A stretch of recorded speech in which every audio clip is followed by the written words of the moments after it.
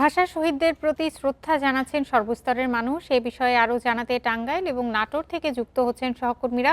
শুরুতেই টাঙ্গাইল থেকে জানাবেন সহকর্মী মামুনুর রহমান। মামুনুর রহমান, টাঙ্গাইলে এই মুহূর্তের পরিস্থিতি কেমন দেখছেন এবং সাধারণ মানুষের সমাগম কেমন দেখছেন সেখানে? শহীদ মিনার বেদিতে সাধারণ মানুষের কিন্তু ব্যাপক ঢল দেখেছি। মানুষকে সিরিয়াল ধরে ধরে এই শহীদ স্মৃতিতে ফুল দিতে দেখেছি। আমি যদি একটু দেখানোর চেষ্টা করি, এখনো অনেক সাধারণ মানুষ, বিভিন্ন রাজনৈতিক দল, সাংস্কৃতিক সংগঠন সহ বিভিন্ন শ্রেণী পেশার মানুষ কিন্তু পুষ্পস্তবক অর্পণ করছে। এখন যেটা অর্পণ করছে সেটা তো সকাল থেকে শুরু হয়েছে। এর বাইরে যেটা আমরা দেখেছি যে গত রাতে প্রথম প্রহরে মৎস্য কৃষিমন্ত্রী, মৎস্য প্রাণী সম্পদ ও খাদ্য প্রতিমন্ত্রী যিনি রয়েছেন সুলতান সালাউদ্দিন টুকু, তিনি 12টা 1-এ এই শহীদ বেদিতে ফুল দেন। এরপরে জেলা প্রশাসনের পক্ষ থেকে, পুলিশের পক্ষ থেকে এবং সাধারণ মানুষ বিভিন্ন সংগঠনের পক্ষ থেকে সেই সময় ফুল দিতে দেখেছি।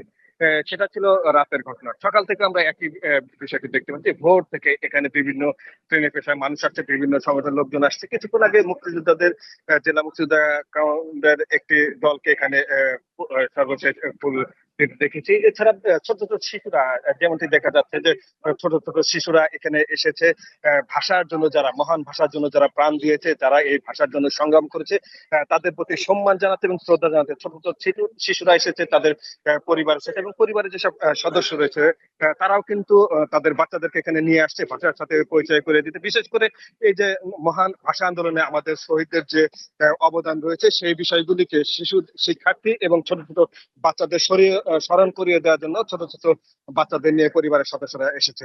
এছাড়া আমরা সে সময় দেখেছি যেসব রাজনীতি দল এবং স্বেচ্ছাসেবী সংগঠন, সাংস্কৃতিক সংগঠন যারা এসেছে তাদের সাথে কথা বলে যতটুকু তারা যেটা বলেছে যে 1952 সালে একটি মহান ভাষা মামুনুর, আন্দোলন আপনি আমাদের সমাজ। সাথে থাকুন। এবার নাটোর থেকে জানাবেন সহকর্মী বাপ্পি লাহিড়ী। বাপ্পি, নাটোরের পরিস্থিতি কেমন দেখছেন, এই মুহূর্তে সমাগম কেমন দেখছেন এবং সার্বিক নিরাপত্তা ব্যবস্থা সম্পর্কে জানাবেন। শহীদ দিবসের প্রথম প্রহরে কিন্তু নাটোরের যে কেন্দ্রীয় শহীদ মিনারটি রয়েছে, এই শহীদ মিনারে কিন্তু আসলে জেলা প্রশাসনের পক্ষ থেকে, পরবর্তীতে পুলিশ এই প্রশাসন এবং এরপরে বিভিন্ন রাজনৈতিক দল, যেরকম জেলা বিএনপি, তারপর যে বিএনপির অঙ্গ সংগঠন সব বিভিন্ন সামাজিক ও সাংস্কৃতিক সংগঠন কিন্তু আসলে শহীদ মিনারে পুষ্পস্তবক অর্পণ করেছেন। এই কানাইখালী এই মাটিতে যে শহীদ মিনারে যে পুষ্পস্তবক অর্পণ করার সময় কিন্তু আসলে প্রশাসনের পক্ষ থেকে ব্যাপক নিরাপত্তা ব্যবস্থা গ্রহণ করা হয়েছে, যার কারণে কিন্তু আসলে এখানে শান্তিপূর্ণ পরিবেশে কিন্তু সাধারণ মানুষজন এবং বিভিন্ন সংগঠনের নেতাকর্মীরা, এছাড়াও কিন্তু আসলে শিশু কিশোররাও কিন্তু এই শহীদ মিনারে আসলে পুষ্পস্তবক অর্পণ করেছেন। আমি যেটা দেখেছি আসলে গত রাত্রি যে 12টা 1 জেলা প্রশাসনের পক্ষ থেকে আসমা শাহিন এবং পুলিশ সুপারের পক্ষ থেকে যে পুলিশ সুপার আব্দুল ওহাব সহ কিন্তু আসলে জেলা বিএনপি নেতাকর্মী এখানে যখন ফুল দিতে আসে, তারা কিন্তু আসলে শান্তিপূর্ণ পরিবেশে আসলে একের পর এক সুন্দর একটা পরিবেশ নিয়ে কিন্তু আসলে তারা এখানে ফুল দিয়েছেন।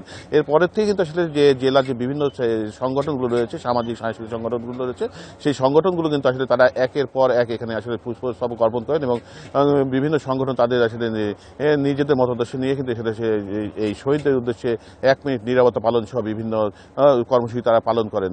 এখানে আসলে সারা রাত কিন্তু আসলে যে দেশাত্মবোধক যে গানগুলো রয়েছিল সেই গানগুলো বেড়েছে এখানে। জি বাপ্পি, আমরা পরবর্তী সংবাদে নিশ্চয়ই আপনার সাথে আবার যুক্ত হব। টাঙ্গাইল এবং নাটোর থেকে জানাচ্ছিলেন সহকর্মীরা।